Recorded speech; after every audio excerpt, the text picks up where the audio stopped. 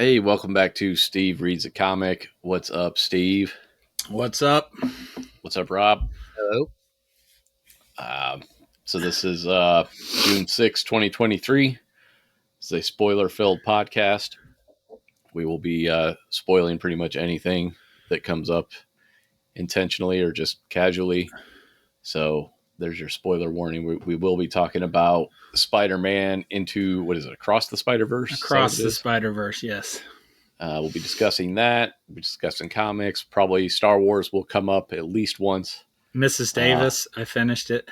Holy Mrs. shit! Davis. You finished it? Good Yeah, lord! I liked it. Thank you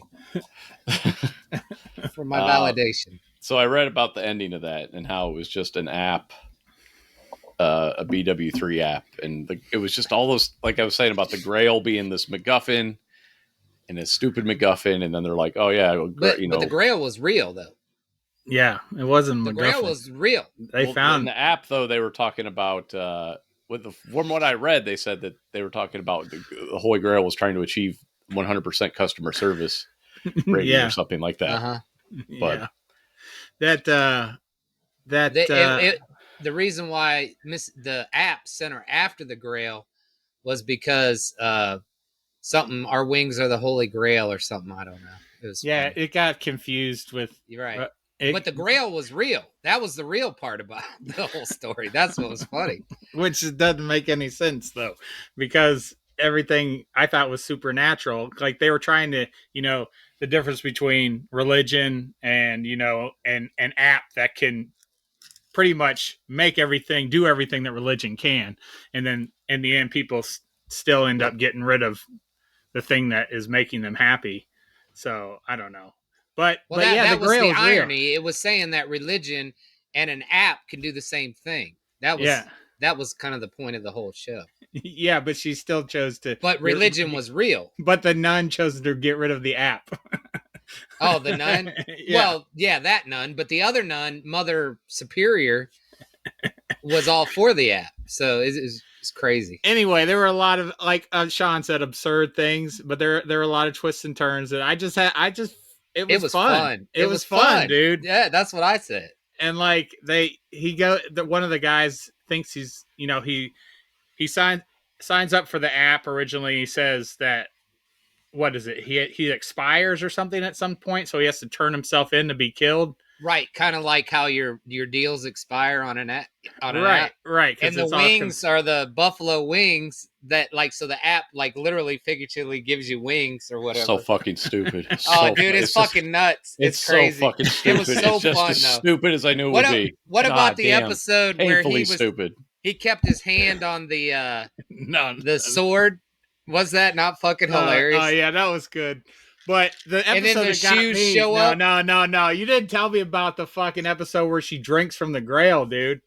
Oh, when Claire drinks from the Grail, Jesus Christ, man! Didn't see that coming, did you? No, I had no idea, dude. Wasn't that awesome? It was fucking fantastic. I haven't jumped like that since Marvin got shot in the face.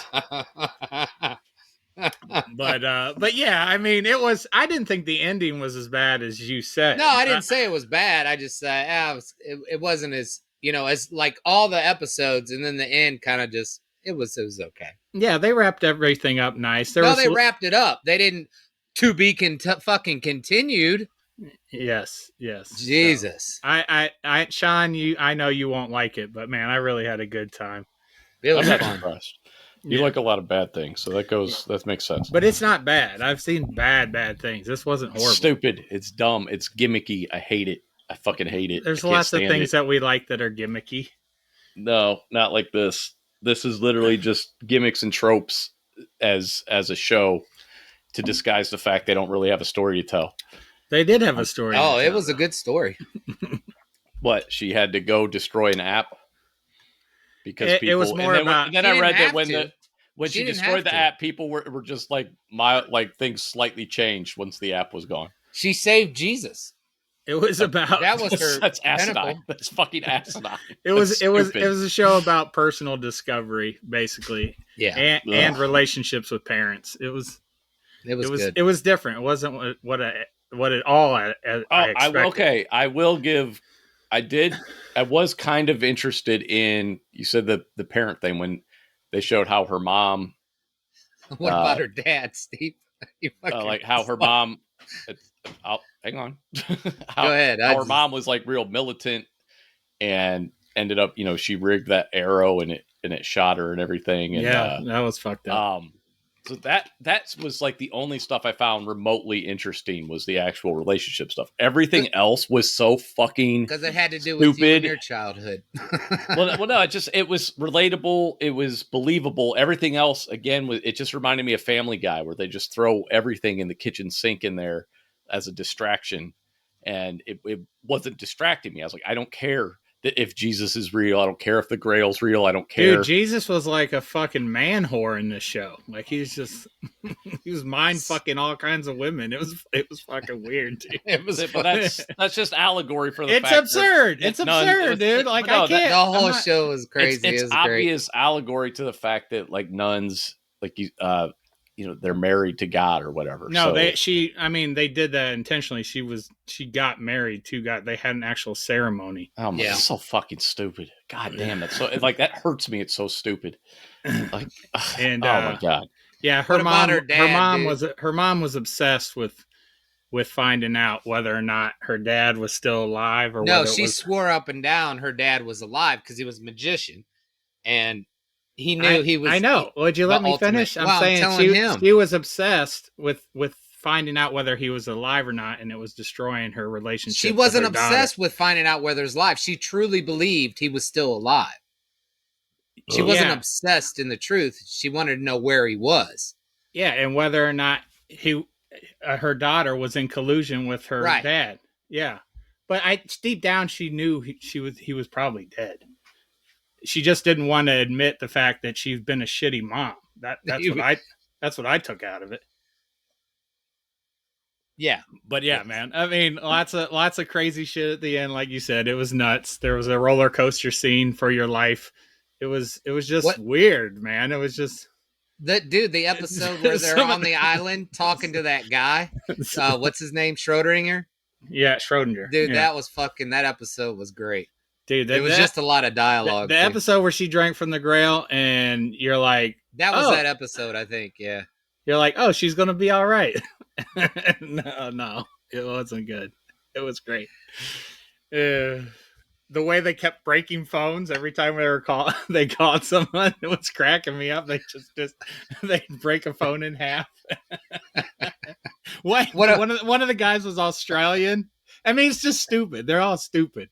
They're fucking dumb jocks in this fucking underground HQ or whatever. But one of the guys is a leader and he's Australian or whatever. And he's jumping from a plane and he's just like, pass the mic.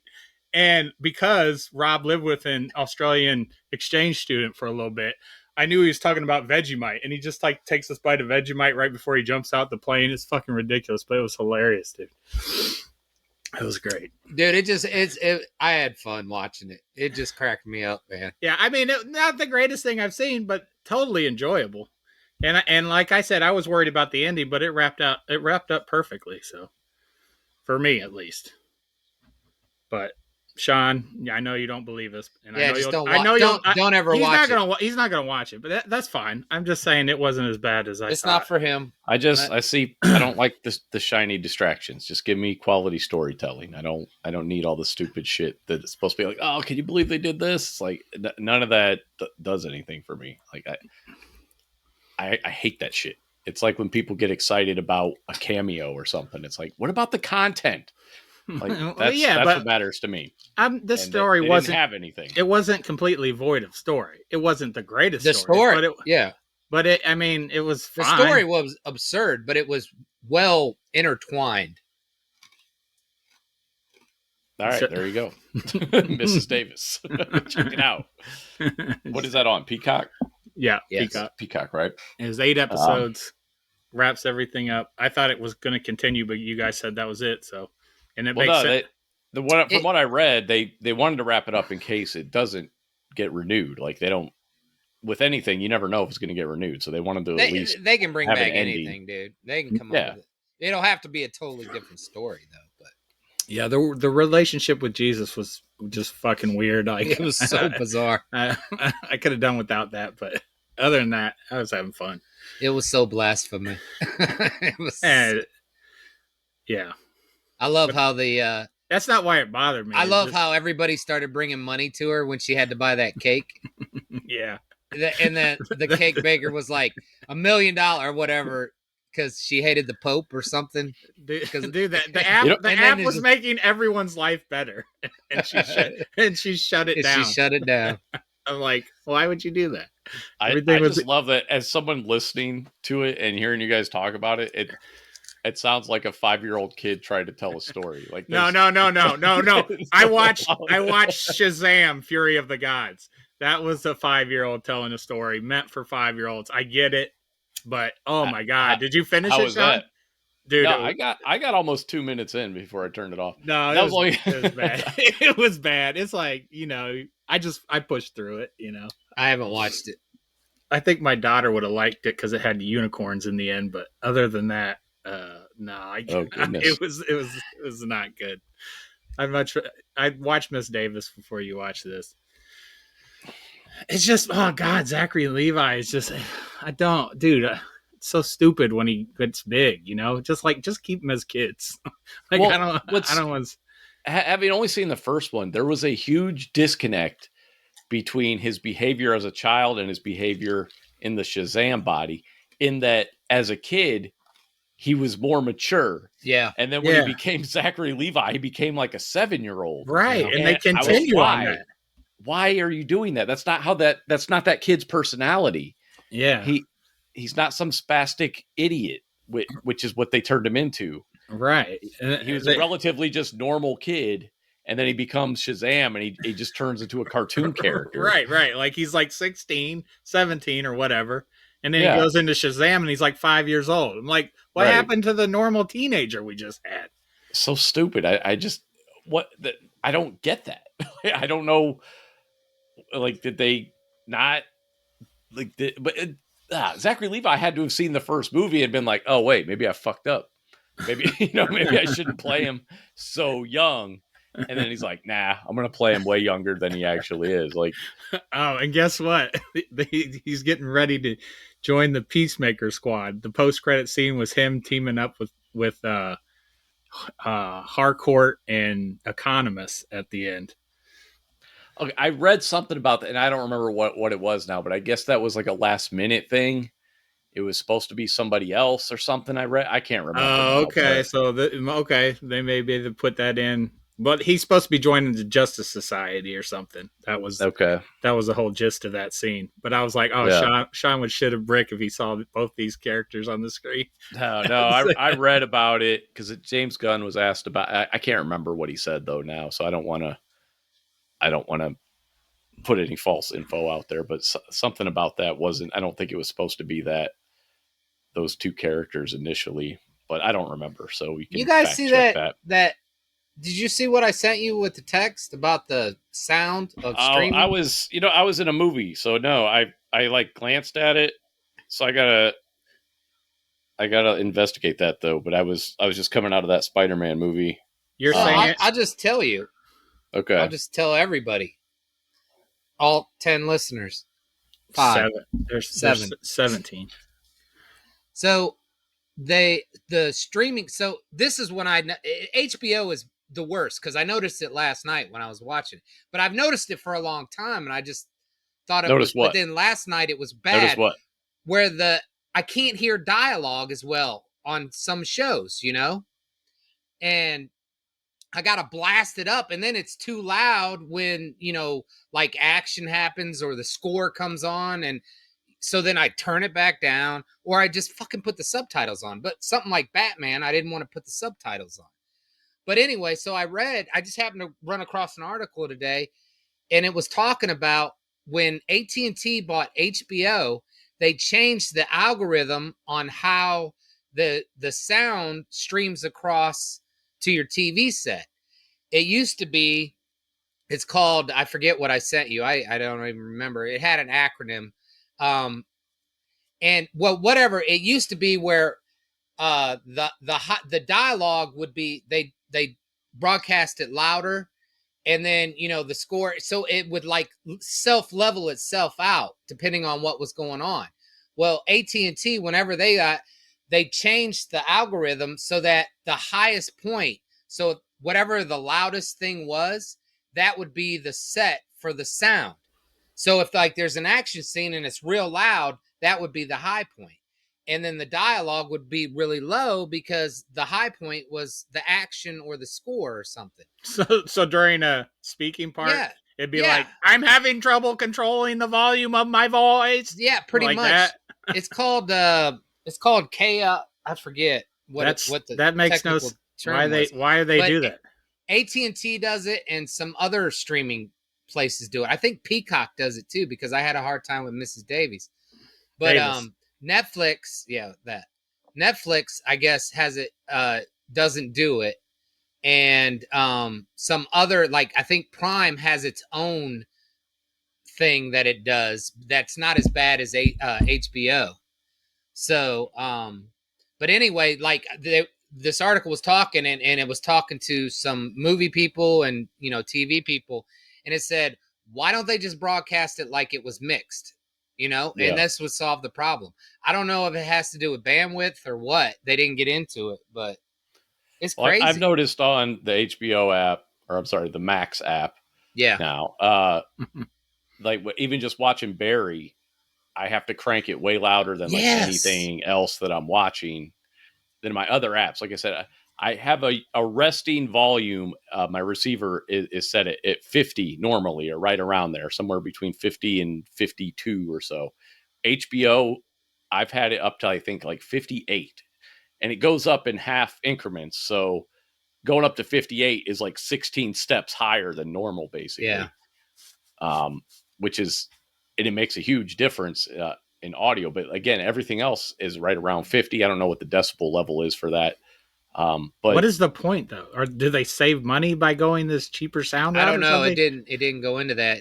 What it's called is LKFS, or loudness K weighted relative to full scale. That's the technical term for it, whatever that is. But I thought it was me, but it is something that they did. And like you said, Max is the worst, they said. Yeah. And that's why you listen to everything at 70. But actually, the article was about, and I didn't go into this in the email, but the article was about like people watching shit with subtitles. And this guy about like a little bit younger than me, and it's Gen X, our Gen. And he was like, what the fuck is up with millennials like having subtitles on? He noticed, like, he'd go over to some people's houses and they'd always put the subtitles on. And he's like, what the fuck? So evidently, like 2/3 of millennials will watch shit with subtitles. At first, he thought it was, because of like movies like Parasite or, foreign films where you have to have the subtitles. But then he noticed that like people just leave the goddamn subtitles on all the time. So he kind of investigated a little bit, and that's what he found out. So. Well, the other, I think, no fucking idea. I thought it was me. There's a lot of differences that I've noticed with movies, more recent movies, or 10, 15-year-old movies, whatever, compared to 80s, 90s movies, is like ADR sound, where they go in and re-record dialogue after the fact because they didn't get a good recording.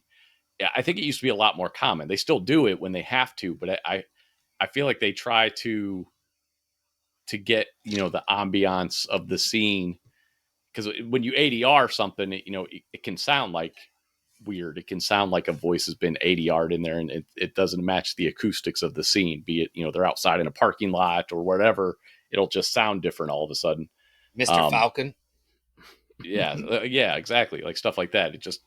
Everything just sounds a little weird, and they've gotten better with that, where a lot of times it's not noticeable.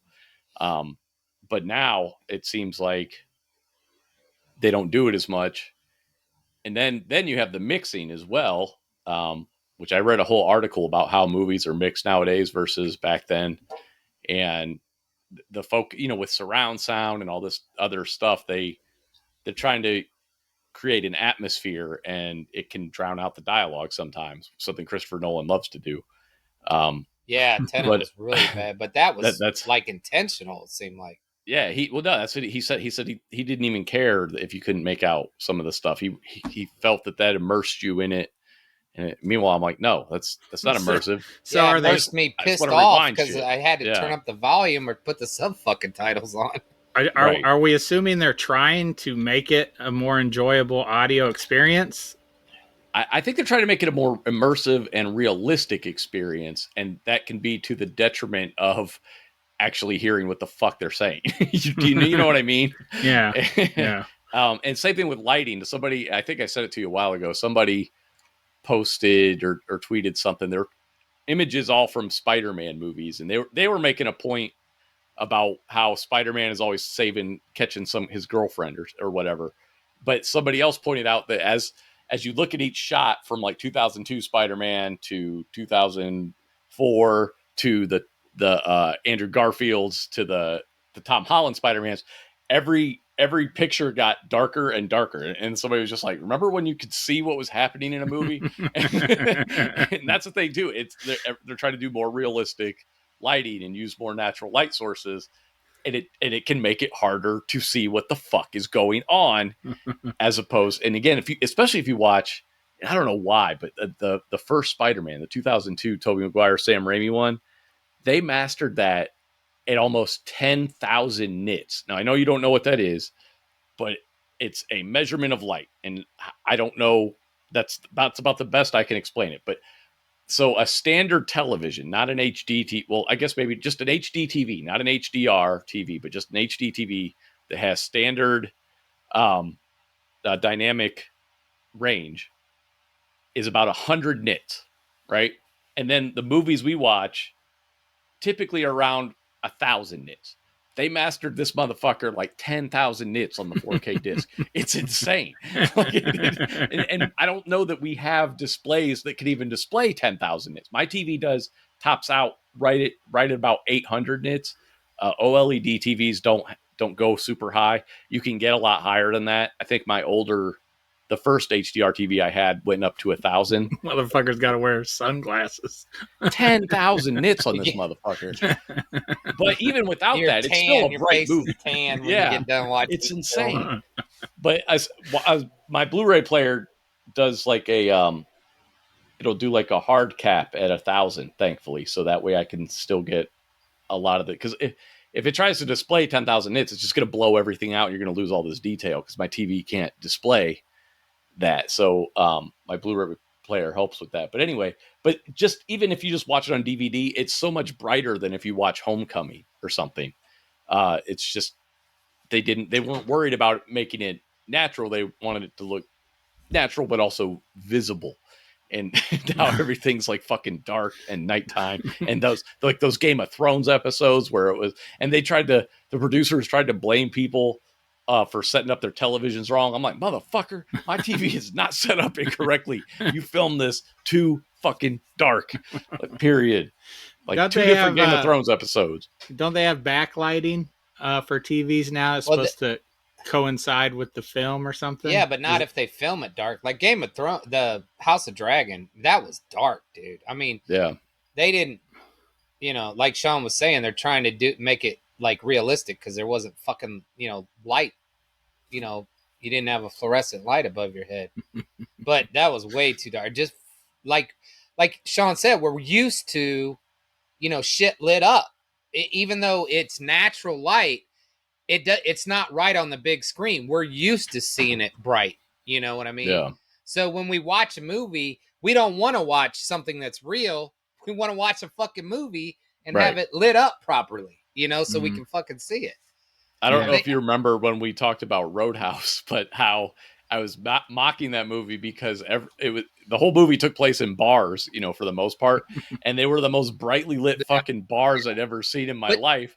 But that was because they wanted you to see what was happening, right? But and you could see what was happening. You could definitely see what was happening. So that was the trade-off.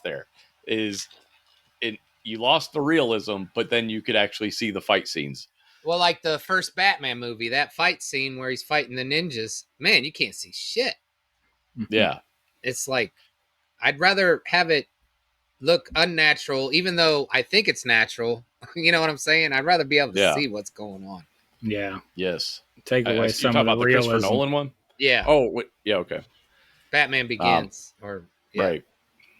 But yeah, so that's a lot of stuff going on. And then again, you do have different display types.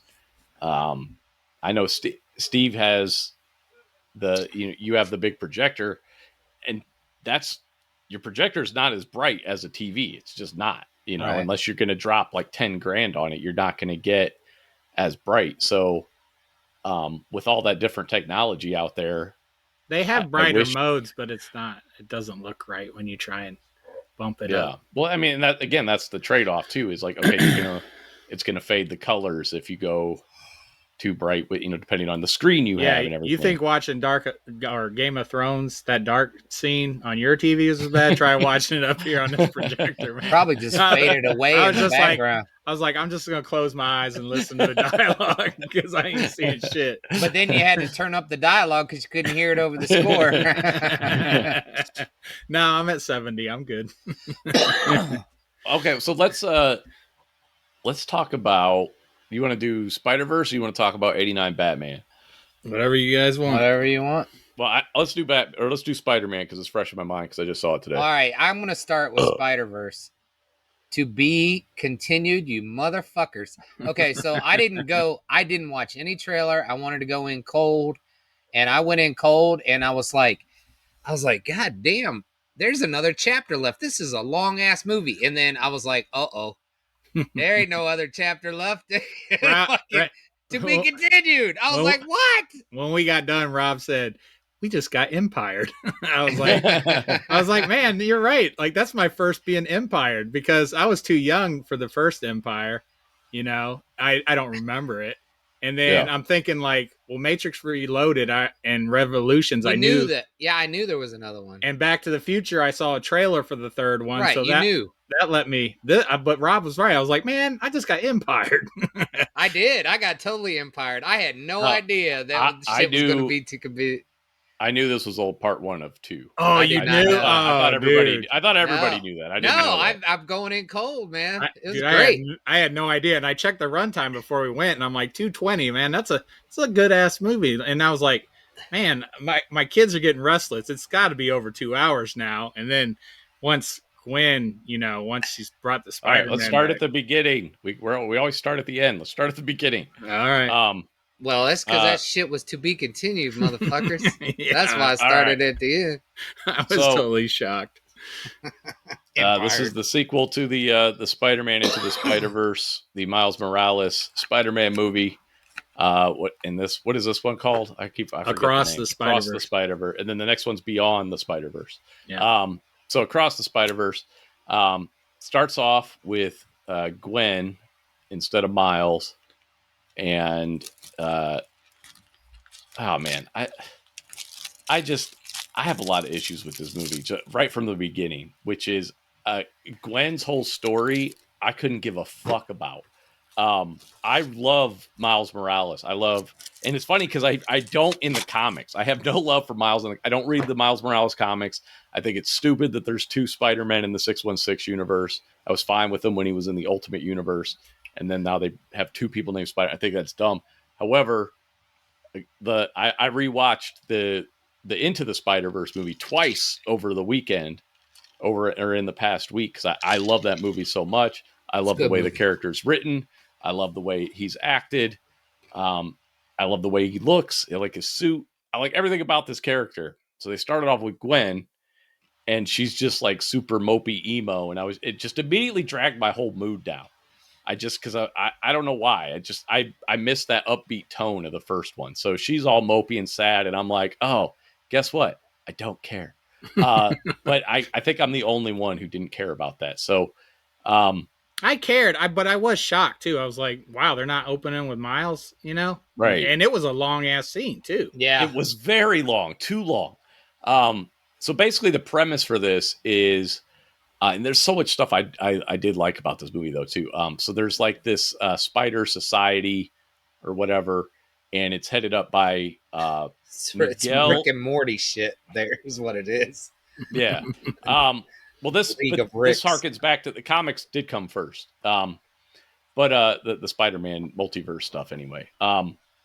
So it's headed up by Miguel O'Hara, a Irish Mexican Spider-Man from 2099.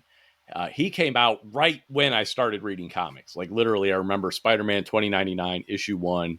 I have that cover ingrained in my brain because it's probably my second favorite Spider-Man suit is the 2099 suit. Yeah, it's I read a few issues of it. I didn't really get into it. He had his whole different origin. He in the comics, Miguel worked for Alchemax. I'm going off of memory here, so this is I'll help you out. I read it. I just happened to. I watched Into the Spider-Verse 2 times, like you did, right before I saw the other one, and then at the end, I was like, "Who the hell is that guy?" You know, the post-credit scene. Yeah. So I looked him up, and you didn't know who he was. Yeah. Okay. I looked him up, and they said it was 2099. So then I read the first 3 issues of that. Oh, okay. And he was experimenting on. I guess he had some drug called. Is it Rapture? Rapture, yeah, Rapture. Okay. And it was he got addicted to that, and he thought he could cure himself because he was. Hang on though, he didn't get addicted to it on his own. His boss double crossed him and injected him with it, and it's like an instantly addictive, bonds to your cellular structure or something. Right. So there's like no way to get rid of it, you know. But yeah. I guess his job was like putting his DNA and trying to inject it on animals to try and create, you know, like the whole Spider-Man, Super Spider, but on different animals or whatever. And he thought maybe if he injected his own DNA on himself, then it would level out the Rapture and get rid of it and be back to his normal self. So he went to do that, but then he got double crossed by one of his co-scientists who thought Miguel was always getting the limelight or whatever. So this guy Aaron ended up mixing the spider DNA and Miguel's, you know, procedure. And it was like they did a nod to The Fly, the movie The Fly. It was like the same chamber and everything, which was pretty cool. And they said that in the comic. But yeah, so he ends up getting, you know, crazy spider powers, and he's got like talons on his fingertips and his toes and his feet. Yeah, and that's how he climbs. I read that he gets fangs he can inject venom into people. Yeah, he looks like a vampire, kind of. Yeah, I read that he does not have the tingly, the spider sense. Oh, really? Okay. Yeah, I read that the other day because I was reading up some of the cameos because I didn't know all the spider people. Spider people, yeah. Yeah. So in the comic, he was very sarcastic and quippy, but almost in a dark way. And in this movie, he's not like that at all. He's dead serious, deathly serious. So different portrayal. His suit looks amazing. I love the 2099 suit, so that's cool. So anyway, the Spider Society, their whole thing is maintaining the timelines. They're like the whatever those people from Loki are called. Yeah, the timekeepers or whatever. Yeah, but they're all spider people instead. And this is where I started getting annoyed too. I'm with you, dude. They start talking about canon, and I'm like, wait, canon is something you use to refer to a fictional story. So do all these fucking people know they're in fictional stories now? Like, why are you calling it canon? And I also am just kind of sick of that whole meta aspect in movies. It's one thing to do it in Deadpool. We don't need to do it in everything else. So their whole thing is they maintain canon, and they use the word canon, which is what pissed me off. So certain events have to happen in all these spider people's lives for them to be Spider-Man. And that also irks me just because of my disdain for religion and stuff like predestination, which is what it reminds me of.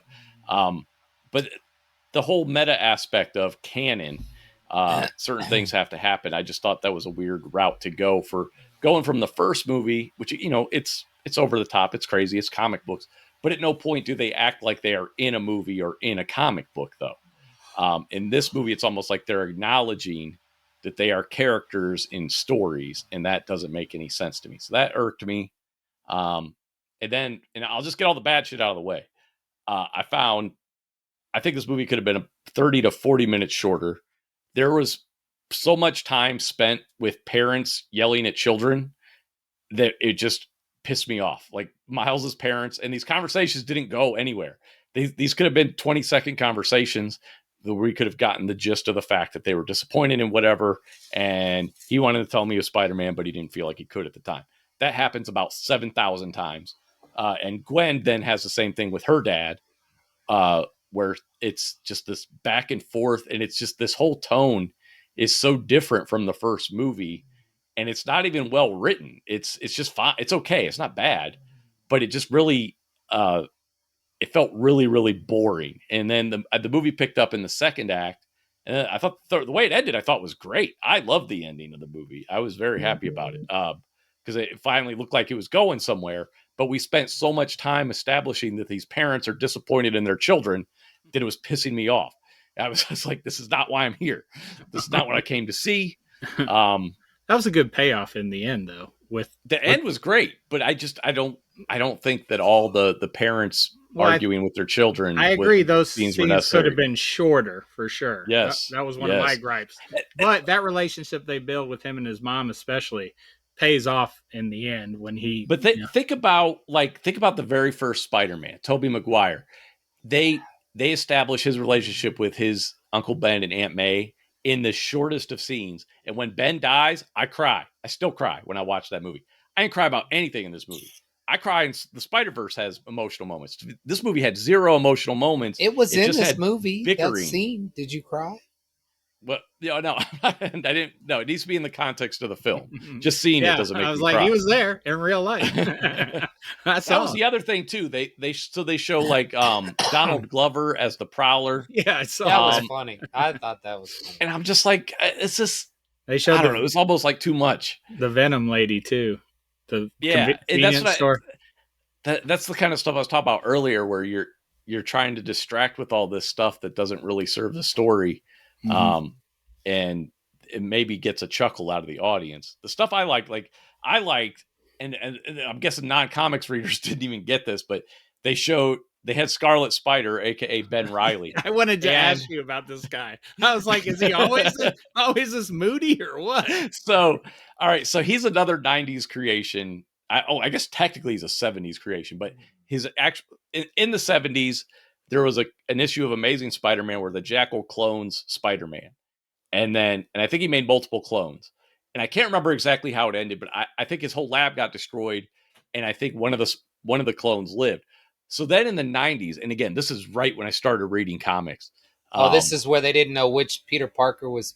Yes. So they start this clone saga, and the writers in the 90s decide that, we're gonna tell the readers that every story they've read since that issue was not Peter Parker. It was a clone.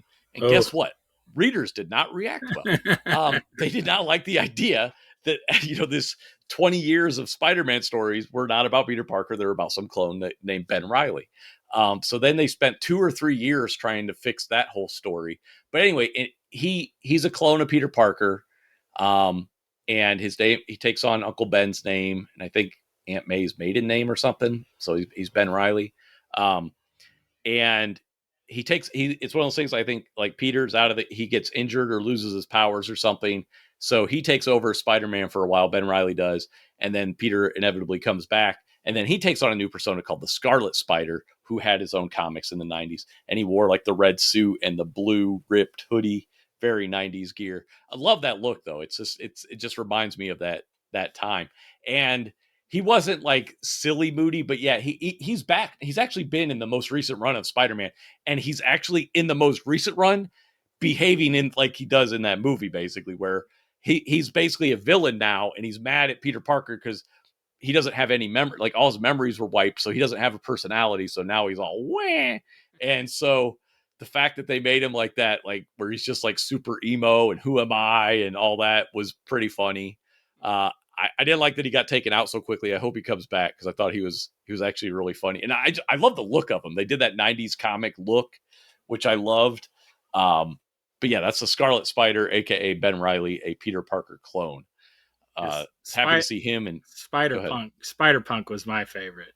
Spider-Punk was great. He's a relatively recent creation. Total anarchy. That's what he was about. I love it. I love his little laughs, when something was going down. He's like... Spider-Punk was fucking fantastic. And he looks like the Clash, the way they draw him. Yeah, he's an old school English punk. Yeah. And yeah, he was a great character. He's probably the standout character in this one. I absolutely love that character, man. I had so much fun watching him. I remember you asked me. I had just got done seeing it, and you were like, "Which one did you like better?" And I was like, "I'm not sure yet. I'm still, I'm processing or whatever." And I was like, "Well, what did I not like about this movie?" So far, the length. I'm with you on the length, and the to be continued threw me. Like I just wasn't expecting it. It's not bad. I know Rob looked it up. It comes out in March, I think. So it's not too bad. I was like, how long? I was just completely shocked. So I love the movie, but at the same time, I was all bummed out, at the end.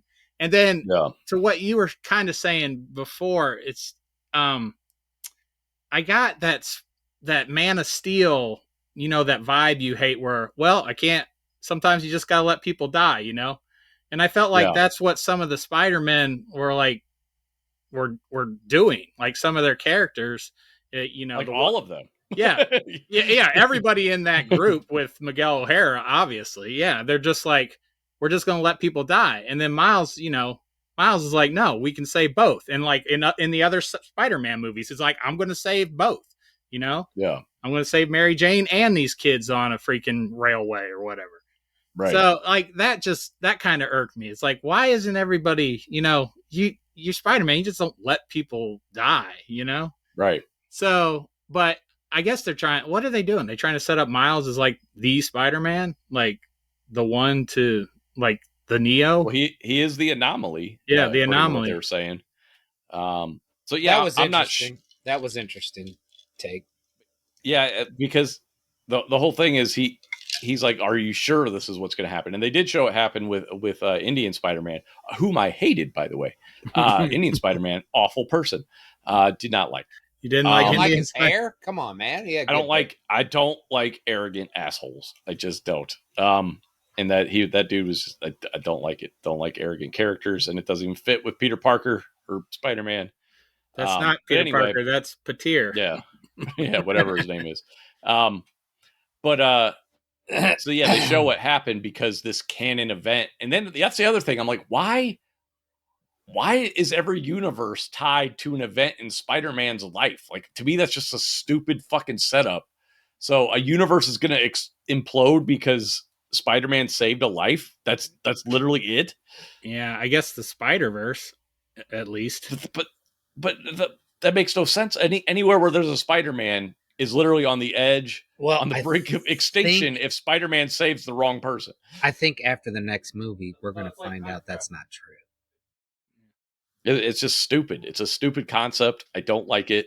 It doesn't make sense to me. I think we're all sick of the someone from another universe, Quantum Mania, but the whole universe doesn't explain. Like Back to the Future, like just tell a story from Earth. Like my favorite Marvel movie is on Earth.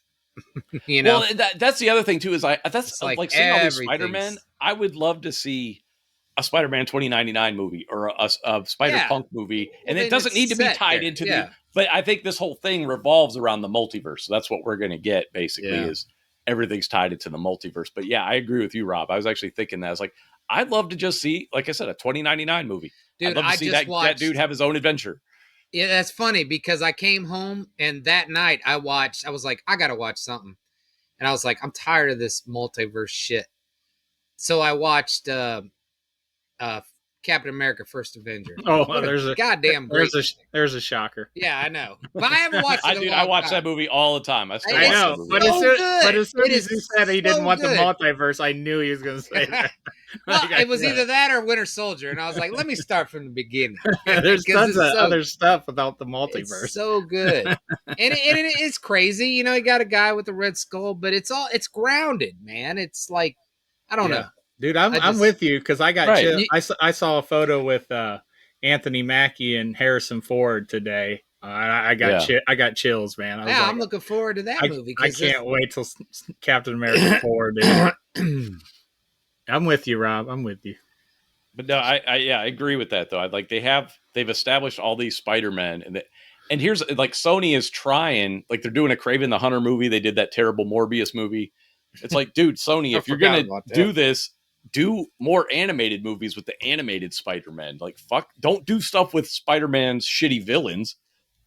Mm-hmm. With his third-rate villains. Just tell a story with 2099. That'd be really interesting. Yeah, like it, and he said it in the future. We could get his origin because his whole thing is he's. I think he just takes down corporations and stuff. I didn't read all the issues when I was younger, but that was part of his thing anyway. Was it was him against the corporate takeover type stuff in the future. It was very cyberpunk, which I love cyberpunk as a genre.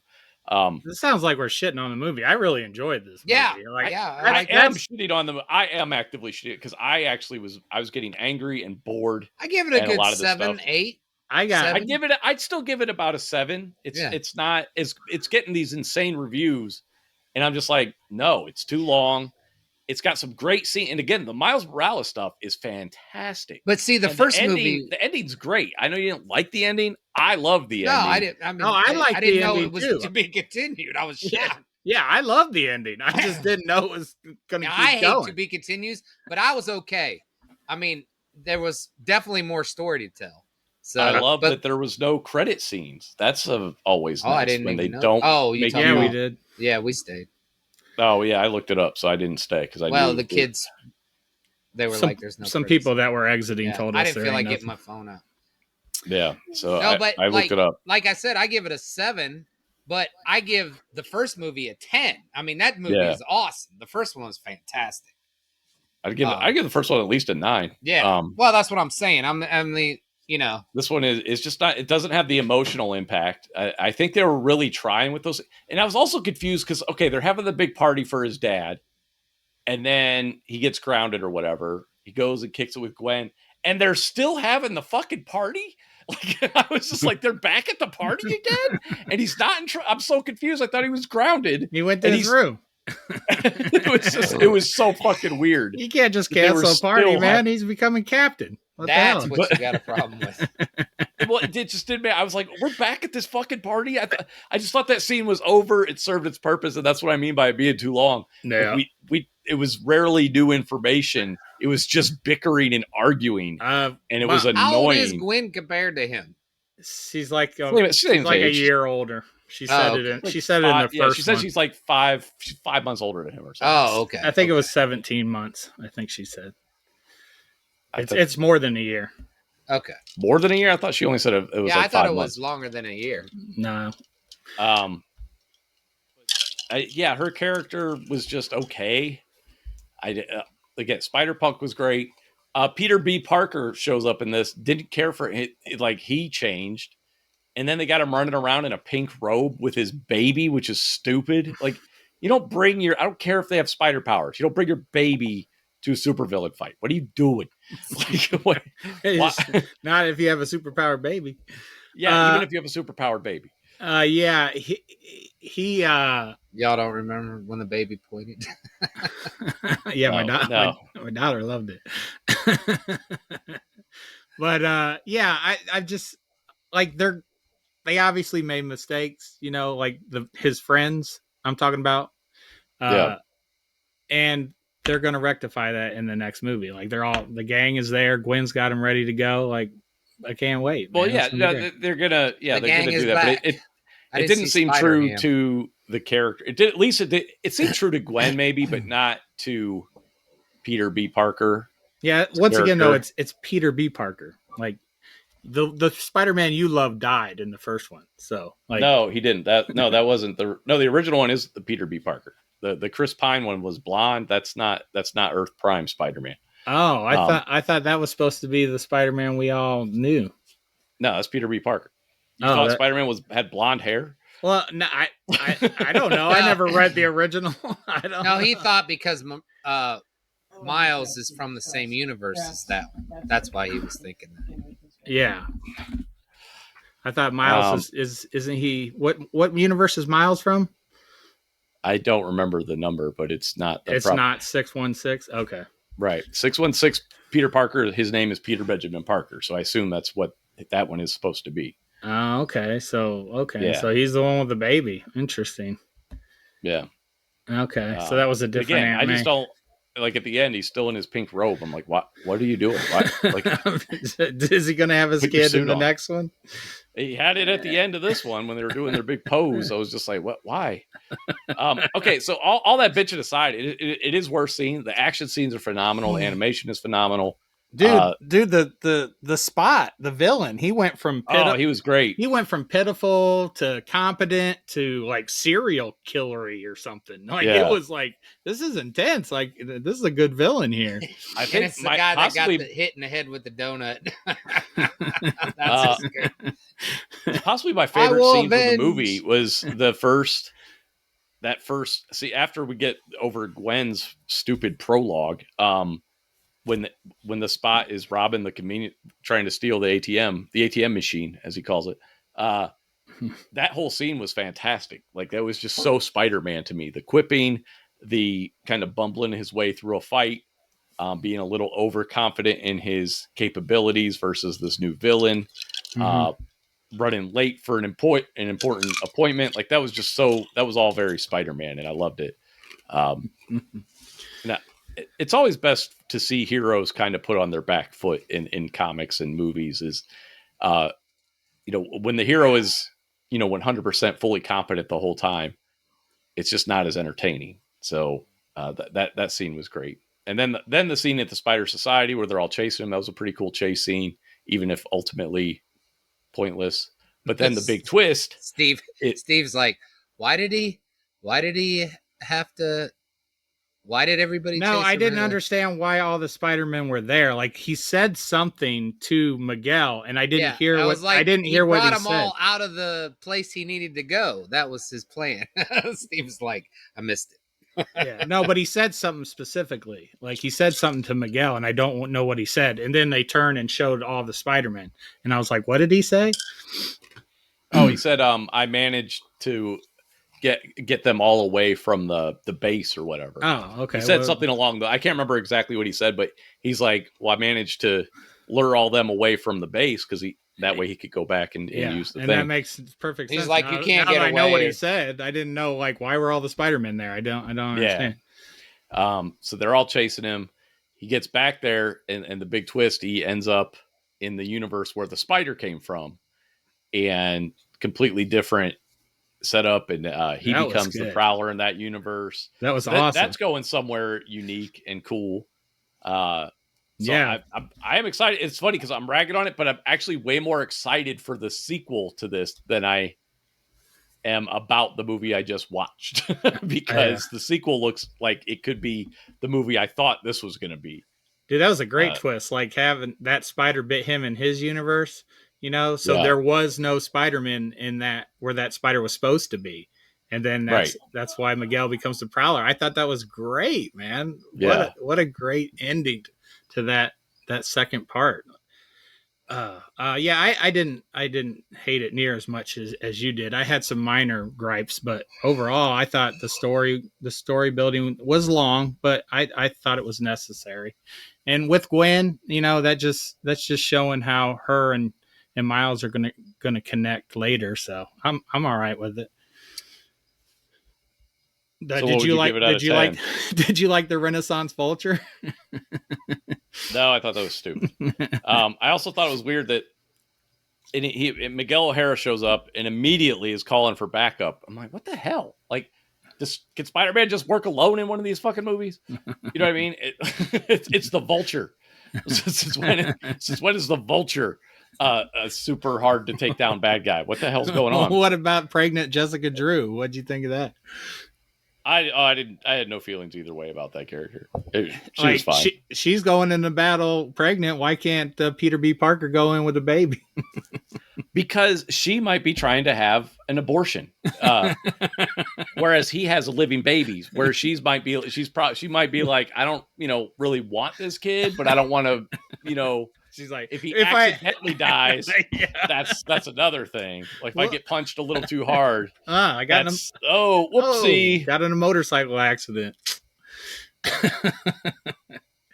Just the minor complaints, so nothing for me. I really enjoyed this movie. So, what would you give it? Oh, I give it an 8, easy. Okay. Easy. So did you like this one better, or did you like the first one? After thinking about it, I did like the first one better. I just did, like you said, it was more emotional. Like I I did cry. I didn't cry in this one, but I did cry in the first one.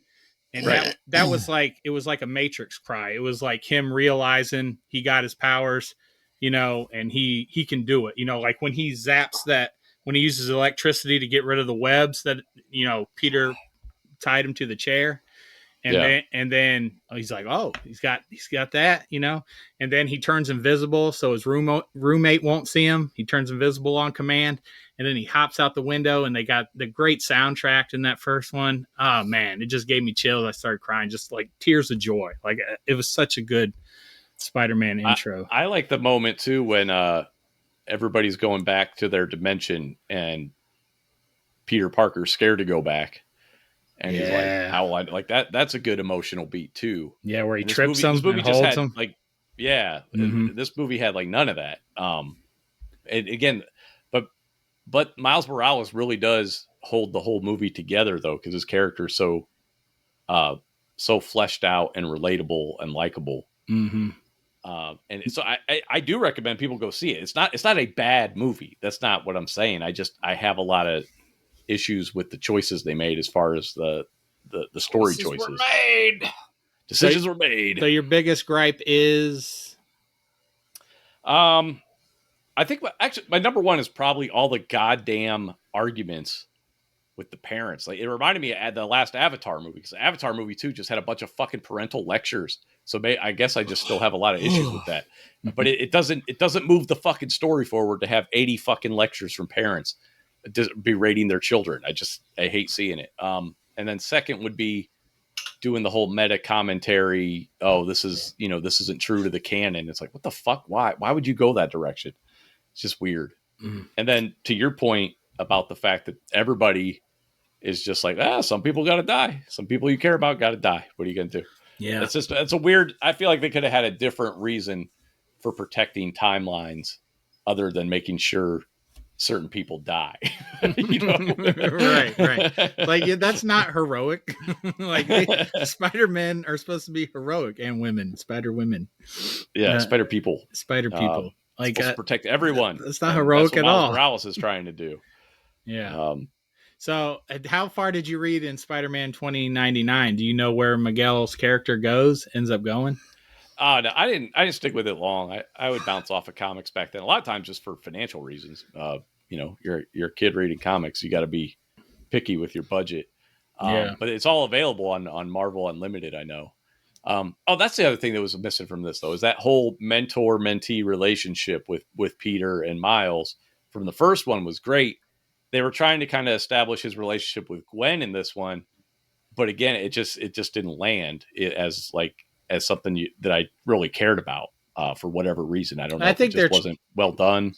They're trying to establish how he's basically like, my friends abandoned me. And then this next one is going to be his friends making up for that. Yeah. So, I mean, I'm stoked. I can't wait to see the next one. Yeah, I'm stoked for the next one, but it's mostly because of the ending. The last third of the movie is the best part of the movie. It gets better as it goes, but it still could have been shorter. Less fucking proselytizing from the fucking parents would have been great. Dude, when the Spot gets all those powers and he's got like the question marks on him and they're playing like the sharp, intense, dark music, I'm like, this is good. Loving it. I like it that they're giving him like an origin story and really turning him into a formidable enemy, which makes sense when you consider what he can do. I did like too that he basically kicked his own ass into himself. Right, wasn't that great? I was like, what just happened here? I was trying to follow it. I'm not good with portals, but man, I was trying to follow it, and I was like, and then they said it. He's like, I kicked my own ass. I was like, okay. Yeah, a solid 8 for me. But I did enjoy the first one better. But it's close, man. I loved them both. I can't wait. All right. So, go check out Spider-Verse in theater if you haven't already seen it. Hopefully you've already seen it if you just listen to us destroy it. We got to see Jay. Spoiled everything. J. Jonah Jameson too. That was nice. Yeah, well, and they used some lines. They clearly took lines straight out of the Tobey Maguire Spider-Man, I noticed, when he was like in the background there. All right, so this week's actual movie is the 1989 Batman, essential basically to this age of comic book movies. It started with Superman in 78. 12 years later, or I guess 11 years later, we got Batman. And it was actually this 89 Batman movie was being planned, formed, whatever you want to call it, for about 10 years before it materialized and actually went into actual production. And a lot of that credit goes to a guy named Michael Uslan, who you'll see as a producer or an executive producer. He was just like a comic book fanboy, loved Batman, really wanted to see Batman have a serious take, and took years and years to find to get the right people together to make this movie. How far back? Do you know how far back it was that Tim Burton was attached to it? I think it was only like a year, because nobody knew who he was till Beetlejuice, which came out the year before. So it wasn't really a Burton. Burton was more hired to do it. But Michael Uslan, I think, was one of the people who was more responsible for it actually getting made. And then creatively, Tim Burton had a huge impact on it, obviously. But just getting the fucker made was this Michael Uslan guy trying, to get his favorite character into like a serious movie. Which, and again, between Superman and Batman, we had 3 Superman sequels. We had a Supergirl movie, which was god awful. Jesus Christ. Was that made for a TV movie, or was that actually? No, that was in theaters, man. That was a theatrical release. I remember when it came out. I wanted to see it as a kid. Who played Supergirl? I had no idea that even existed. If you wouldn't ask, what her name was. I can see her. Helen Slater, I think, was her name. I'm not sure. Wow. So we had the Superman sequels. There were probably some other superhero movies I can't think of, but basically that whole age started with Superman, fizzled out when Superman 4 bombed, and which I think was like 86, maybe 87, maybe 87 seems, I don't know if that's too recent. Anyway, so we get this movie, and dude, I remember this year like crazy. So I would have been 12 years old when this movie came out, and I didn't have access to a TV normally, but I would go in the attic and bring down the little 13-inch black and white TV whenever my mom would leave for work over the summertime. And every morning they would play commercials for this Batman movie. It was coming out June 23rd, 1989. That's ingrained in my brain because of these commercials. And I would just watch these commercials like they were, I don't know, man, like they were like they were the movie. I was very excited to talk about this because I was like, oh, Sean will tell me what I was feeling at the time, because I'm assuming I went with you. I have no memory whatsoever. No, I didn't see this at the theater because I wasn't allowed. So I'm sure we watched it together or something. We did. It came out on home video, I think, in November of that year. But that summer though was nuts. It was, because you had a lot of good movies out that summer, and I remember I would talk to you and just I'm pretty sure I just made you tell me everything that happened in the movie. But you had the Ghostbusters sequel, you had The Last Crusade. Honey, I Shrunk the Kids came out. You had, I think, Back to the Future 2 came out that year, I think. Maybe 3. I thought Last Crusade was 90. No, it was 89. Really? All the same year. Yeah, it was a big year for movies. The Burbs. A lot of movies came out that year. Didn't get to see any of them in the theater. And I had a neighbor. It was my neighbor who actually let me watch the movie for the first time that I remember. But I remember watching it at your house too. But like this neighbor, they bought the VHS and like invited me over to watch it, and I would try to go over there and watch it whenever I could. I was just in love with it. Didn't really know. I hadn't seen Beetlejuice. I saw this before I saw Beetlejuice. I probably saw Beetlejuice a year or so later again at a different neighbor's house. I was a terrible kid to have in the neighborhood. I was always just trying to get in people's houses and watch their movies. That was my MO. You're the guy on the couch. Yeah. From Half Baked. Like, please, sir, do you have any VHS tapes? I'll take Beta Vision too. Whatever you have available, sir. Also, do you have any food? But my food I have is terrible. Yeah, so I seeing this, I did get to see it a few years ago on the 30th anniversary at the theater, so that was cool. This was more than a movie. This felt like the biggest thing since like Return of the Jedi or Ghostbusters 1984 felt like a huge summer to me too. Again, didn't get to see it, but I just the advertising, the song, everything was everywhere. It was big. Yeah, and so this was just like a huge event. It felt like everybody in the world loved Batman all of a sudden. And I wasn't like some huge Batman fan before this. I grew up like this was the catalyst, huh? Yeah, I had seen like the 66 TV show. Didn't really care for it, even as a kid. Little different. Yeah, I still liked too. watching it at my great grandma's house. I still liked watching it because it was a superhero, and I was aware of Batman. The one thing I do remember is watching Scooby Doo, and sometimes in the intro they would show Batman and Robin as guest stars. And every time I watched Scooby Doo, I was always like, I hope Batman's in this one. And I don't know if I ever got to see the Batman and Robin episode. But I was never like a huge Batman guy, like until like that summer, and then just everything about it looks so, because everything Batman up to that point that I had seen was very campy. Yeah, it's campy and very kid oriented. And I was a kid, but I also 1987 RoboCop came out. I was all about that kind of movie. You know what I mean? So what, being scared shitless? No, RoboCop didn't really scare me. But I just effect I on the me. Action. Yeah, but you were younger though too. But the action though, the special effects, the sci-fi, all that stuff. I was all about that. I wasn't about campy Batman. So this movie literally kickstarted my love of comic books. The next year is when I got The Dark Knight Returns of Batman Year One from the donation pile or whatever at Children's Hospital. And so Batman really is what really started my love for comic books though. Nice. I'd had some encounters, I'd read a comic book here and there before that, didn't own any, but when that movie came out and then I read the comic books that the movie was inspired by, that's when I was like, man, I fucking love comic books. They're amazing. So this movie had a lot to do with who I am today. I remember seeing that movie at the theater. That is one of the few, that and Star Wars and Return of the Jedi. Yeah. But I remember because it was crowded because everybody was looking forward to this movie, and we had to sit up front.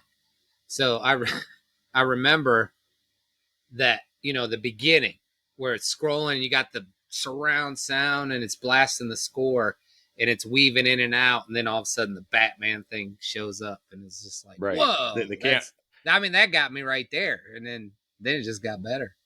Well, that score, especially. So Danny what you're describing is they have like a 3-dimensional model of the bat symbol that's on Batman's chest. And you don't know that's what it is at first. Right. There's just a camera zooming around. It looks like it's made out of like stone or concrete or something.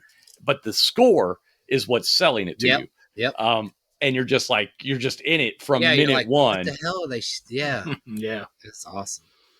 And then they open. They kind of do that in Age of Ultron too, with that statue at the end. How they'll do like close-ups of the different characters. Not the same effect though. The score is, like you said, it's huge. Yeah. No, I'm just saying. The first time it reminds me of that. And then they pan out and you see the whole thing finally.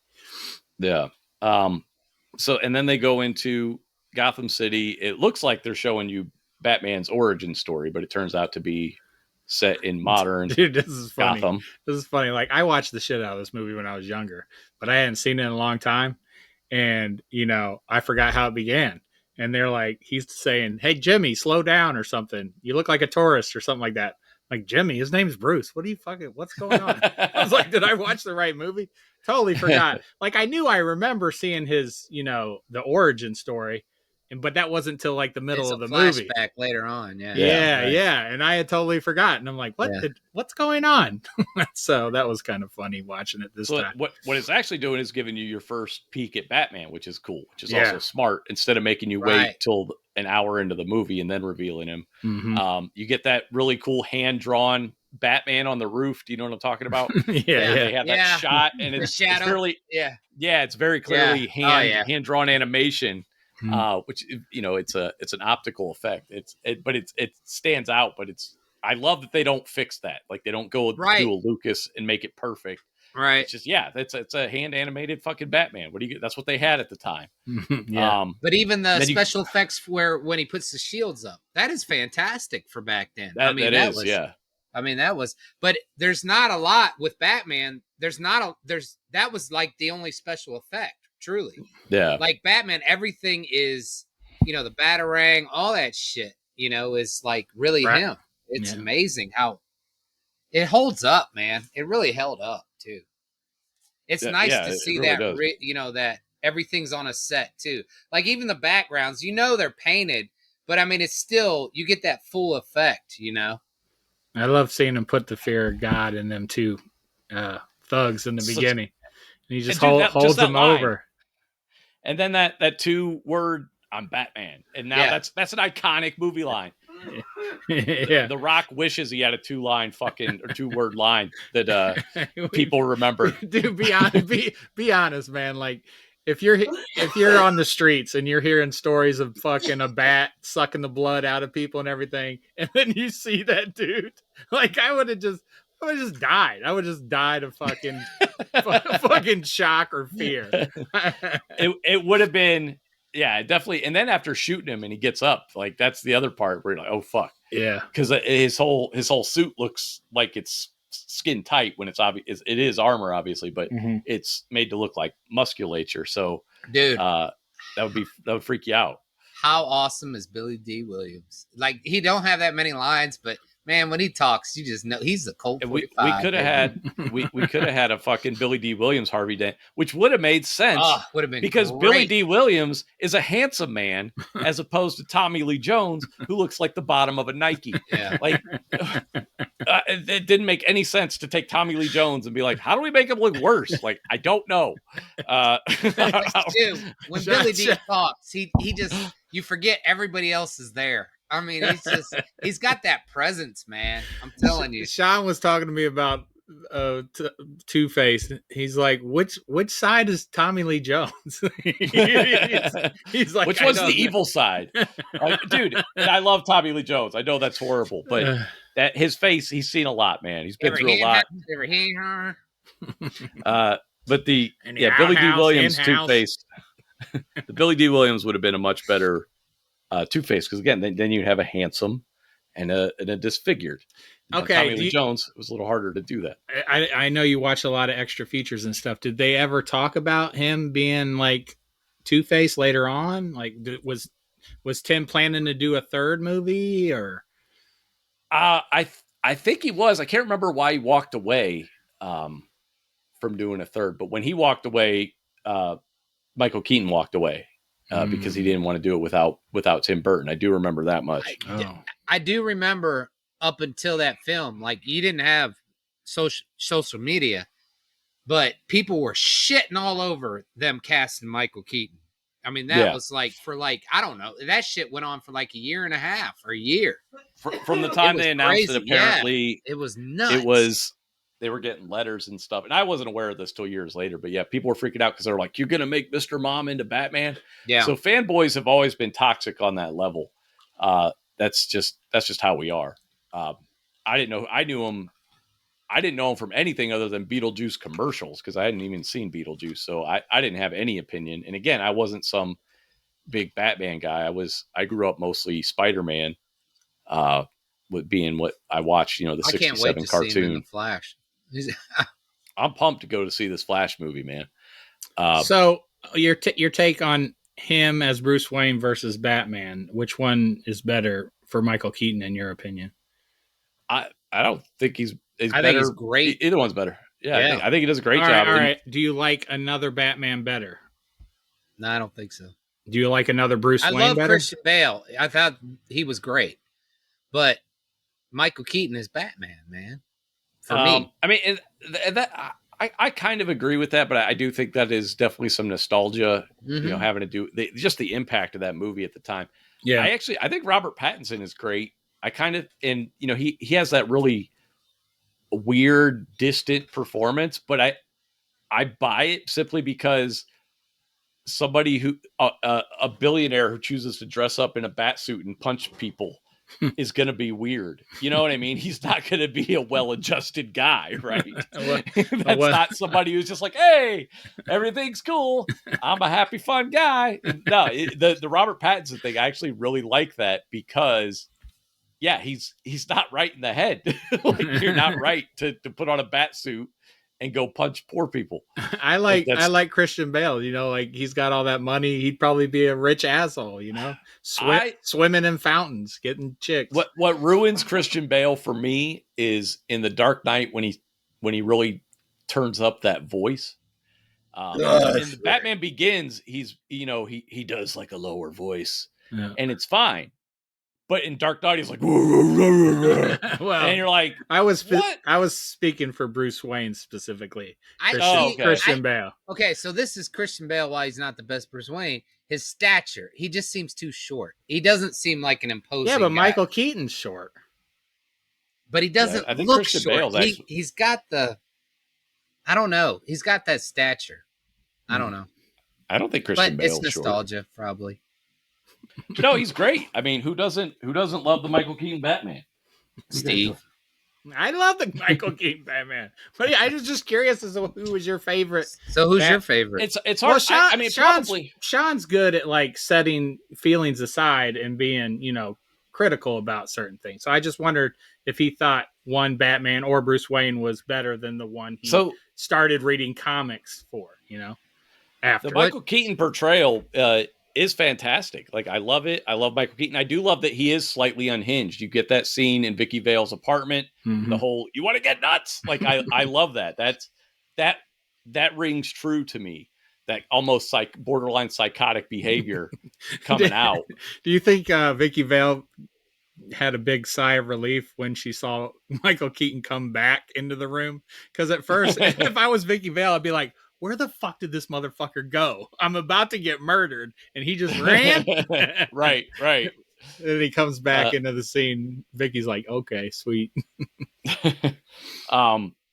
Damn, Christian Bale's taller than Michael Keaton by like 3 inches. Yeah, I was going to say, but he doesn't seem like it. I don't know. Michael Keaton always seemed tall. I always thought he was short. That was just how they shot it. That's all. But that's great. That's what I like. But yeah, Michael Keaton's fantastic. He set the bar. Christian Bale's great. I just don't like the voice. I kind of like every Batman that's I've seen. I like Ben Affleck. I also like the fact that they did a voice modulator on his suit, which makes the most sense. Being as old as I am, it's like, yeah, he's Batman. Like, I don't know if you've ever seen that footage of him.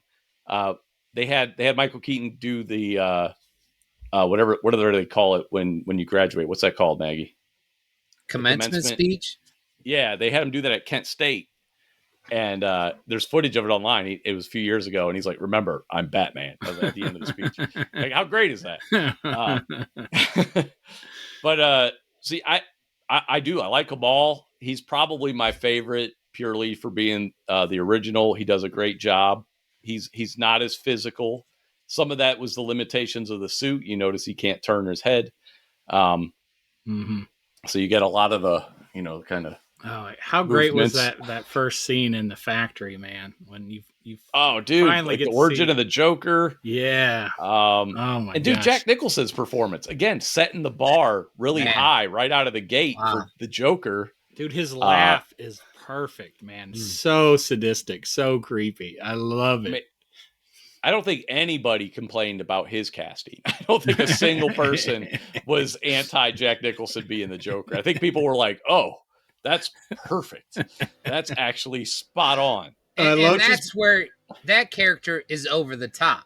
And that's great. It's awesome. Well, the whole thing is over, like you saying with the matte paintings, buddy, I'll help everything you is kind of has a certain, it's not like a comic book feel, but it has a very heightened reality, with all the Baroque kind of architecture and everything. Well, the world is set. It just immersed you in that, and everything felt and dark. So the performances didn't feel out of place, right? Because of the atmosphere and the world that they created for the characters. What's happening? Stop it.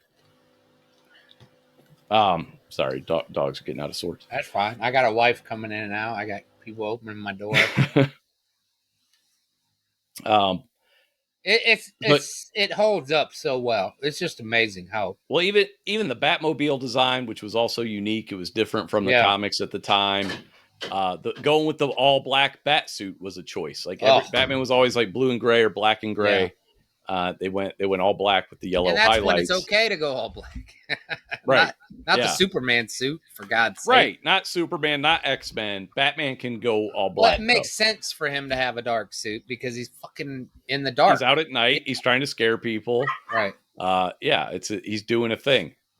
Superman, he doesn't need a dark suit. No, Superman is the opposite. Oh God, are you guys talking about Zack Snyder while I was gone? No. I was just talking about how building. One of the changes they made was the black. Did you have Mason take him out? I don't know I think he needs out.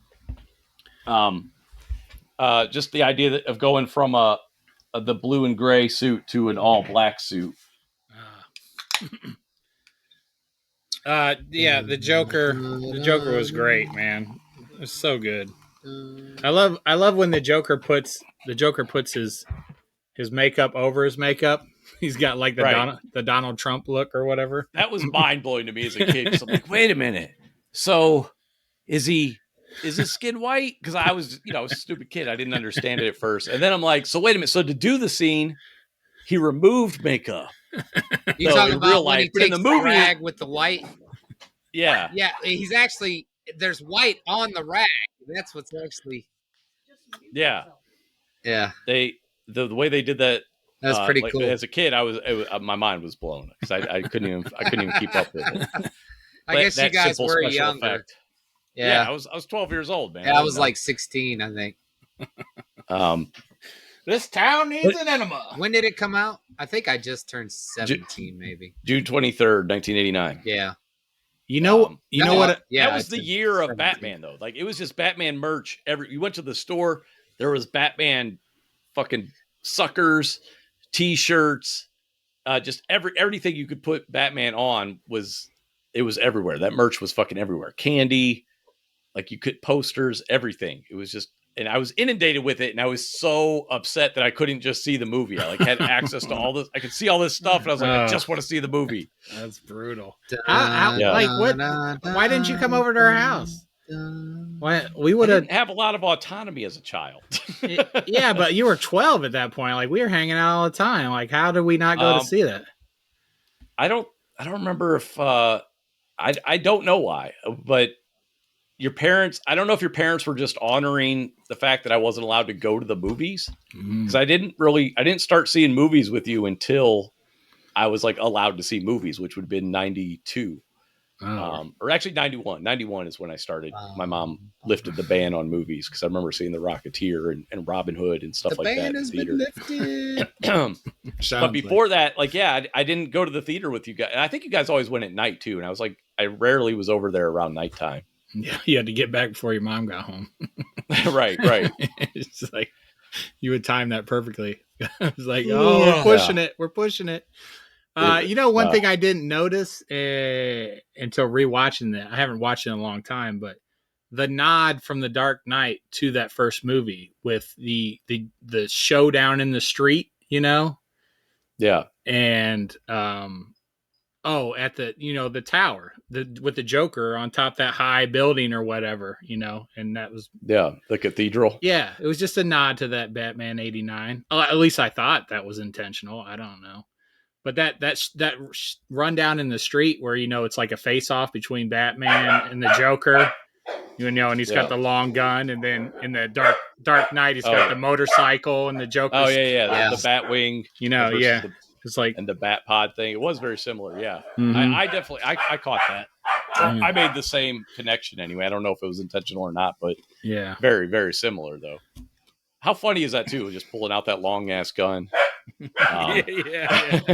And it takes him down too. That's what was amazing. Yeah, it's like great shot. And you know what I noticed too when the toys when the Batwing crashes, like it's like complete model. It's like all miniatures the whole way. Yeah, and you can definitely tell. I didn't notice that obviously when I was younger, but. Right. Nowadays, you can completely tell. And that model was huge, though. I mean, it was I've seen it. I haven't seen it in real life, but I've seen it like on YouTube. I mean, it was, I don't know, 4 to 6 foot wingspan or something. It was a huge model. Yeah. Oh, nice. One of them, anyway. Yeah, it was giant. I was so disappointed to see the Batwing go down. I remember that as a kid. Right. I'm like, no, I just want to see him keep flying that thing. I didn't realize how small it was. Like when they showed him, it's a one-seater. Like there ain't nobody in there. Nobody in there but Bruce. Yeah. Yeah. You know what I love too about that era of movies is like, or maybe it's just because of my age, but I never questioned, where the hell did he have that built? How does somebody not know Bruce Wayne had that? They had that whole explanation in the Dark Knight series, right? About that the order in bulk. Well, or even just the Lucius Fox, that whole division he had at Wayne, Incorporated, whatever the hell it's called. So he could build the Batmobile and all that kind of stuff. Basically military stuff, but he converted it to his own. But it was all his stuff anyway. In this movie, they don't show any of that, and it's fine. Like and at no point do I even care where he got the Batwing or the Batmobile. or who I built just the accept fucking it. Batcave, because he didn't do it. Right. Yeah, but the Christopher Nolans are a modern take on Batman. Yeah. Like you would think maybe he could actually be Batman in a real society. Yeah, on some level. That's FUBAR. FUBAR. I just want to convey like how big of an event this movie was at the time, and at a time when comic book movies weren't a guaranteed seller. You know what I mean? Like they weren't what they are now, where even if you put out garbage like Ant-Man, that people will go and see Ant-Man. Like they put out Superman movies, and by the third one, people were like, I'm losing interest. Yeah, it was hard for them to get it. That's why it took them 10 years to get this shit made, probably. Because by the time, it's like, they ran out of shit. Yeah. That's the end. They were just like, nobody wants comic book movies or whatever. Yeah, because if they don't want Superman, they don't want anything. They make all these weird comparisons that don't make sense. But yeah, so it was a big step. Introduced us to basically started the modern age of superhero movies. Even though, I mean, a lot of people attribute it to Iron Man or the Dark Knight or whatever. I think it goes back to Batman '89 because that was the biggest movie of all time for a while. It was the Avatar of its day, basically, except it was actually good, and people still talk about it, unlike Avatar. I love the theme. And you can rewatch it over and over again. Right. I love the theme of like who created who. Like they said that in this movie. Like, Joker's like, you created me, you fool, and he's like, dude, you created me. You're the one that shot my parents. Right. And they I think they said something like that in this last Spider-Man movie, like the who made who, the reason the spot. Yeah, exactly. I love that theme. So, but I also love that the Joker is like, he's like, you made me, and he's like, I was a kid when I killed your parents. He clearly had no idea what he was talking about, but he's like, yeah, I probably killed his parents. Right, and he immediately transitions to, you wouldn't hit a guy with glasses, would you? Right. Something I never noticed until I got the movie on 4K and watched it on this TV like a few years ago is I never understood when Batman blocks the bullet from Jack Napier's gun and it hits him in the face. I always thought it just hit him here, but it actually goes through like this. That's why it goes through both sides, and that's why he has to get the smile like that. I never noticed that, like watching even of the standard Blu-ray. Wow. Yeah, I never knew that. Yeah, but in the 4K version, I always thought the bullet just hit him in, because he puts his hand up, and so I just thought it hit him in one cheek, but it actually goes through both cheeks. Oh, cool! And that's why you end up. Yeah, it bounces off, and then so it went like sideways through his face. Oh, right, nice. I just assumed that was a byproduct of the chemicals that face, but that makes way more the bullet sense. Wounds. Mm-hmm. The bullet wounds. You weigh? 108. You weigh a little bit more than 108. That you sugar bumps? That's like my favorite line. That you sugar bumps? And then when he imitates Jack Palance when he first comes in, that is so great, dude. Bob, you're my number one. I wonder guy. how much ad lib that was. I mean, I wonder how much was that written, or there's a lot of lines in there. You just like, what the hell? There's some iconic lines in that movie, man. Yeah. And also, it filled your screen, right? It Steve? did. It did. I was like, well, Screen filler. Sean was right. This is awesome. And like you guys were saying earlier, Danny Elfman in the score is just fantastic, man. So dark. You know what? Like where I noticed Tim Burton the most and Danny Elfman was that when when he had her and they were driving back to the Batcave, like that whole scene felt like everything Tim Burton, like the music and just it's a very epic drive. Yeah. And anytime I'm driving at night and the trees are casting shadows a certain way, I feel like I'm in that scene. Yeah. yeah. It's Batman, it's Edward Scissorhands, it's Sleepy Hollow. It's all rolled in that one scene for me, man. I just got that feel. Yeah. And then so I'm sure everybody that listens has seen this movie, but give it a rewatch. Give it a rewatch if you plan to go see The Flash, especially. Well, shoot. I mean, I watched it 1,000 times when I was a kid, and just watching it recently, I picked up on a couple. Did you watch it with the kids? No, I didn't watch it with the kids. Oh, that's a bummer. They would have loved it. They didn't want to watch it. They didn't want to get Aiden to watch it with me, but he didn't. They didn't want to watch Shazam either. Well, I don't blame them for that one, but they did want to watch Spider-Verse, so that was cool. That is cool. Did you guys get the new Ninja Turtles trailer when you saw Spider-Verse? Nope. Oh, that's a shame. What did you guys we check get? that out online though? Show it to the kids, Steve. I think the kids will get really excited about it. Okay, I will do that. Oh, I watched Fubar. Anybody watch Fubar? No. I started it. I thought it was terrible, so I turned it off. It's so I wanted to like it. It's a series, right? It's not a movie. Yeah. It's like 8 episodes, 6, 7. Did you watch all of it? Yeah. I love Schwarzenegger, man. I do too. I couldn't not get good. into it. It's not quality television, but it's fun. Once they got to the scene where he was like at his he's so old, it's great. It's just great. At his daughter's house or whatever it was. I don't know what after the opening action stuff, and he's back with the family, and they're doing the whole disapprove of the son-in-law thing. I was just like, God, I hate this. Like it's just that TV writing. I was like, God damn. You can't even push through for Arnie. I can't. It's I love the guy, but it's also one of those things where I'd rather just watch him in his prime, go back and watch Predator and Terminator and all that stuff. What about the Expendables or whatever? Did you like that? Oh, I didn't really care for those. I didn't hate those or anything, but they're not great. Did you like it better than Miss Davis, Rob? No. Oh. No. No, and I do love Arnie. I want to watch it for Arnold just to support him. Yeah. Yeah, he needs it. All right, so just add a couple millions in his pocketbook. Like that dude should fucking retire. Jesus Christ. Get to the chopper. Man, I thought I had a comic all picked out, and it turns out I don't. Nailed it. Have we read Flashpoint? We could do Flashpoint. I don't think so. Let me see.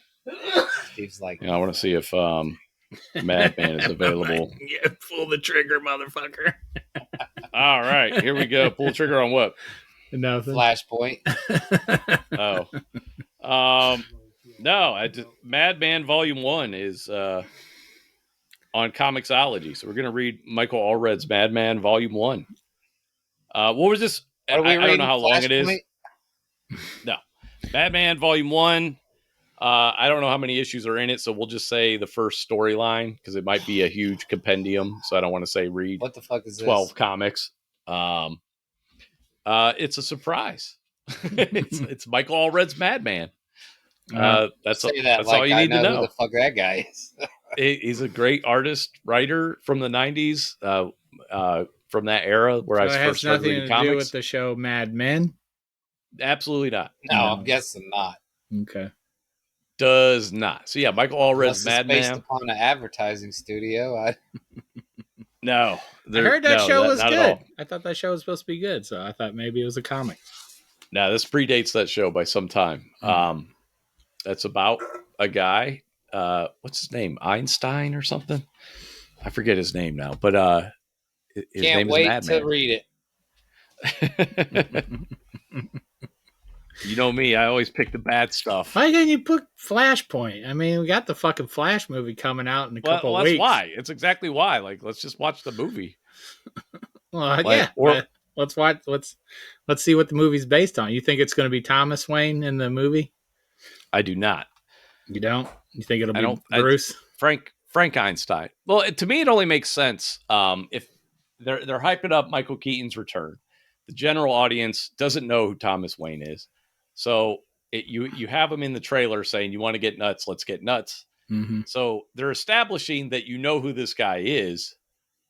Yeah, So makes to me, it'd be sense. kind of weird to I don't, and I could very well be wrong. But it would seem strange to me to be like, oh, this is Thomas Wayne. It's, Bruce Wayne is. I think it would be very confusing for a lot of the people watching the movie, basically, who are It's expecting to got see fucking Bruce time Wayne. travel in it. It's already confusing.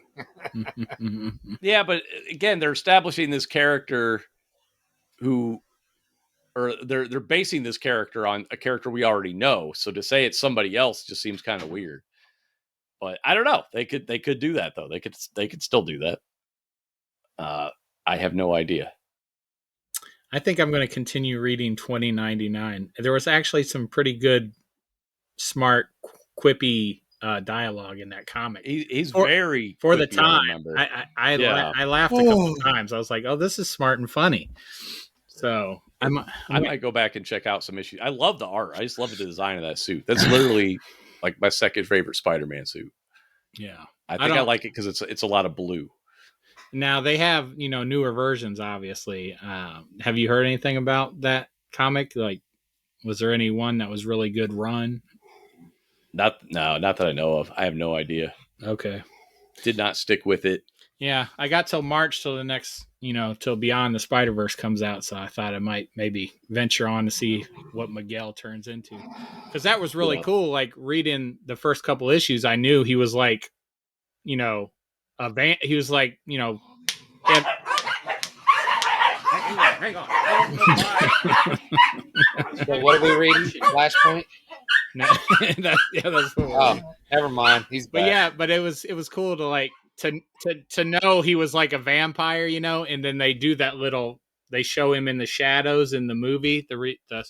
Across showed the his Spider-Verse. fangs. Yeah. Yeah, they showed his fangs and everything, and I was just happy that I knew that, So I think I might. Oh, you read that before you saw the movie? Yeah, I read it before I saw the movie, so I knew that how his origin story. And then when they, what do you think he injected himself with in the movie then?